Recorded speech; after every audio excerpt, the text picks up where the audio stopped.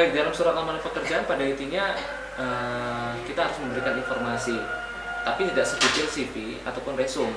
Surat lamaran pekerja itu semacam apa ya, kalimat pembuka ketika kita akan di dalam suatu perusahaan, ya. Jadi dalam surat lamaran pekerjaan itu berisi tentang berbagai macam, ya. Tapi pada intinya adalah maksud tujuan berkas itu ada untuk apa? Nah, itu adanya di surat lamaran pekerjaan. Jadi semacam surat pengantar dari apa yang Anda inginkan ketika Anda menyerahkan dokumen tersebut. Dan perlu Anda ingat, kenapa perlu ada surat lamaran pekerja? Selamat kerja itu bukan berarti memang suatu syarat hanya untuk melamar pekerjaan, tidak. Di perusahaan itu kenapa perlu ada semacam surat-surat pengantar ataupun biasanya ketika kita mengirim satu dokumen. Nah, dokumen ini untuk apa? Nah, itulah gunanya kita ada semacam surat yang dimana di belakangnya itu ada semacam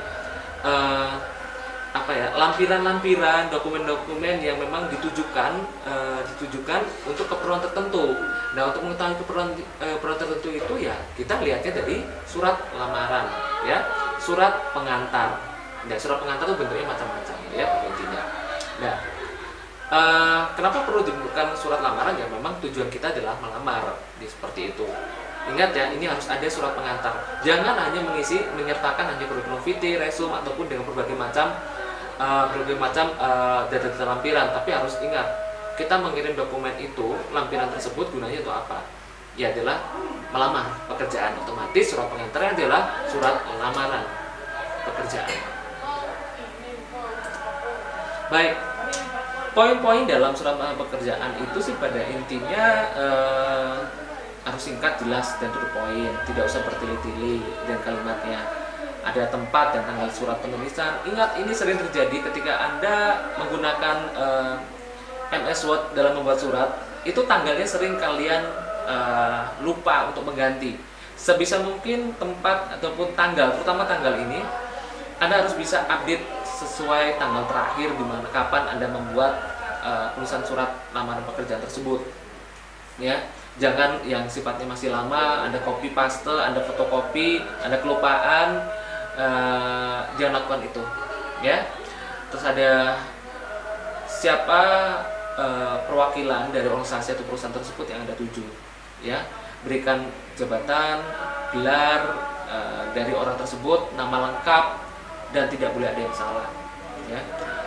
Nah, yang ketiga adalah lengkap dari perusahaan itu terutama Anda perusahaannya di mana, organisasinya di mana, Anda letakkan di situ. Kenapa? Untuk memastikan bahwa memang organisasi yang dituju ketika pihak dari perusahaan organisasi membuka surat itu tidak salah. Apabila alamat salah, umpamanya Anda copy paste, ganti nama perusahaannya tapi alamat tidak Anda ganti, wah itu bermasalah. Bisa saja surat lamaran pekerjaan Anda akan dikembalikan lagi kepada Anda. Karena bukan perusahaan tidak mau terima Anda, tapi kemungkinan perusahaan Anda menyatakan bahwa oh ini kemungkinan bukan perusahaan dituju, nama sama tapi alamat beda. Itu hati-hati. Paragraf pertama dalam surat, ya, kita berlanjut ke konten inti dari surat itu, ya, otomatis ada salam pembuka berdasarkan pada gitu ya, kepada yang terhormat dan sebagainya, ya. Itu harus ada salam pembuka. Kata pengantar juga ada, maksud dari surat ini apa, Anda isi di situ. Jabatan apa yang Anda teliti, yang Anda ingin mau, informasi dapat rombongan ini dari mana, informasi perusahaan ini dari mana Anda tahu, dan sebagainya. Jadi yang kelima ini inti dari surat tersebut, ya. Jangan sampai Anda salah menulis tentang lowongan pekerjaan, informasi dari mana, itu Anda harus tulis dengan baik, ya. Dan Anda harus sedikit tahu tentang profil dari perusahaan tersebut, organisasi tersebut. Anda harus bercerita, ya, buat kata-kata yang sangat menarik, ya. Selanjutnya nomor 6, biodata pribadi. Ingat, biodata pribadi ini sifatnya lebih ringkas dan singkat dibandingkan kurikulum vitae ataupun resume. Jadi sini hanya Anda tempat, sebetulnya tanggal lahir pun tak perlu, gitu ya. Alamat lengkap Anda, nomor telepon sudah bagus buat Anda. Kenapa? Ingat, di sini sudah biodata pribadi sudah terangkum di kurikulum vitae ataupun di resume Anda, ya. Jadi seperti itu. Selanjutnya adalah pengalaman kerja, ya sedikit saja, bukan hanya 2 pengalaman kerja terakhir ya, jangan lebih. Dan selanjutnya adalah penutup. Ya, penutup Anda tahu, Anda ingin mengucapkan terima kasih dan berharap Anda bisa memberikan semacam kata-kata bahwa Anda punya komitmen dan kontribusi yang positif terhadap perusahaan. Tunjukkan di kalimat penutup ini bahwa Anda orangnya mempunyai semangat dan sangat semangat dan mempunyai harapannya sangat besar terhadap perusahaan Anda. Bukan bagi Anda saja, tapi juga perusahaan Anda, perusahaan yang Anda tuju.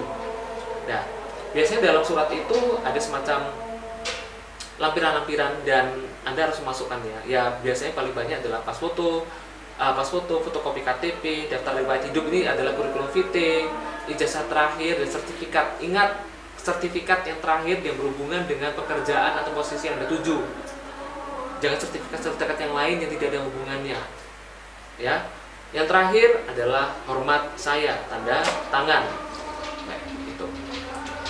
Baik, ini salah satu bentuk dari surat yang mungkin menurut saya sangat standar sekali dan perlu ada semacam pengembangan. Tapi ingat, surat itu hanya 1 lembar, tidak boleh dari 1 lembar.